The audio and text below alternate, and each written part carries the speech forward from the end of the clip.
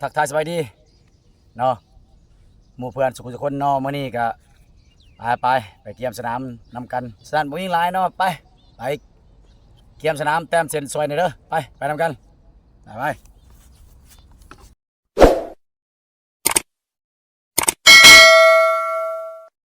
ไปเอาสีก่อนเอากาเกียมสีแล้วก็เอาทุ่งแจไปติดแต่ละจอกแต่ละแจเนาะกำลังเบิ่งบรรยากาศเนาะยามเช้าสำหรับสีมันเอาใส่สีน้ำเอาเป็นสีขาวจะเอาไปแต้มเส้นเนาะสุพี่เพิ่นว่าบ่เว้าหลายจวดไปแต้มอย่างเดียวลุย2ไอ้น้องเนาะมันก็โดนแล้วสำหรับสนามเนาะแต่ปี2005แต่บ่เป็นอุปสรรคในการแต้มเส้นของพวกเฮาเพราะว่าเฮาเน่งเพียกซื้อจึดจัดไปมื้อนี้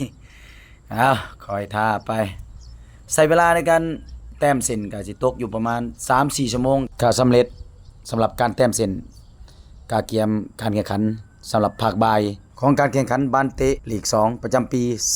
2024ที่สนามสวรรค์หลัก4ผู้ใดไกลไปไกลมาทางหลัก4อย่าลืมมาชมมาเชียร์กันเด้อทุกคนสำหรับบรรยากาศยามเช้าเนาะนี่ข่อยเองครับจานสุพีกำลังกาเกียมสนามจากสำเร็จแล้วก็สิพักผ่อนแล้วตอนนี้ก็เหลืออยู่ประมาณ60-70% ก็จะสำเร็จแล้วยังเหลือแต่เส้นกลางเส้นวงมนเส้น5 เมตรแล้วก็เขตเทคนิคหลังจากแล้วก็พวกเฮาก็สิไปนั่งกินเป๊ปซี่เย็นๆพักผ่อนสบายอกสบายใจมื้อแลงลงตัดสินเนาะสำหรับข่อยก็บ่มีหยังหลังจากแล้วก็สิไปกินข้าวกินน้ำแล้วก็พักผ่อนอาบน้ำมาในเตรียมลงตัดสินสำหรับมื้อแลงสำหรับภาคบ่ายอากาศก็ค่อนข้างดีเนาะสำหรับมื้อนี้อากาศก็ครึ้มแบบนี้มันบ่แดดเนาะเป็นกรรมการก็แล่นสบายเลยข่อยถ้ามื้อใดถึกลงตัดสินมันแดดโอ้ยจนอยากห้องอยากไห้บ่แล้วมันบ่ไหวมันแดดเอาไกลจะสำเร็จแล้วเหลือแต่เขตเทคนิคนักกีฬาคู่ฝึกที่ออกมาบัญชาอยู่นี่เนาะหลังจากแล้วก็สิไปหากินข้าวกินน้ำบาดนี่กินข้าวเที่ยงแล้วก็พักผ่อ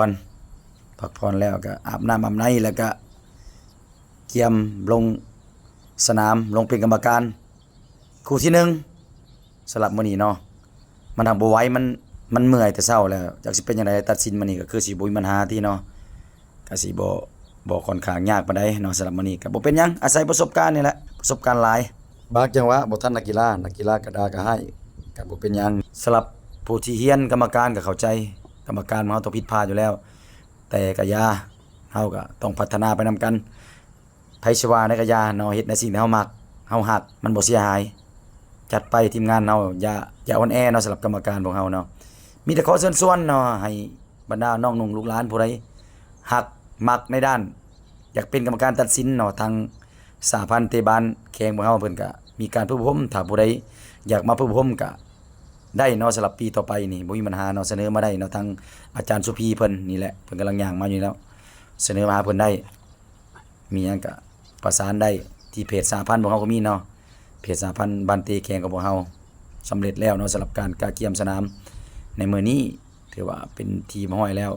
สำหรับเขตเทคนิคถือว่าโอ้งามหลายเส้นเนาะ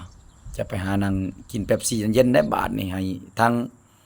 น้องชายนานี่เนาะไปซื้อเป๊ปซี่มาเป็นทีมห้อยแล้วมาปาไว้ทางข้างสนามพุ่นแหละเนาะฉะนั้นมาเบิ่งภาพที่สนามกาเกียมเรียบร้อยแล้วสิถ่ายให้หมู่เพื่อนสุขุสุคนได้เบิ่งนำกันว่าสิ่งที่พ่อแต้มมันงามมันเป็นตาหักสำใดสำหรับสนามอันนี้เว้าสำหรับคนที่หักมักในด้านกีฬาบันเตเด้อตัวนี้เด้อถือว่าคำอยู่ไกลเดินลงเดินถือว่ามีความสุขแล้วเนาะไปกินเป๊ปซี่บัดนี้เก็บสนามแล้วนี่พักผ่อนได้บ่นี่กินเป๊ปซี่เย็นๆได้แซ่บๆได้บ่นี่โอ้เหี้ยเลยเติมซะ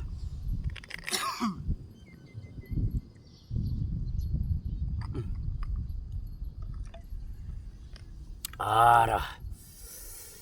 มีแห้งยาว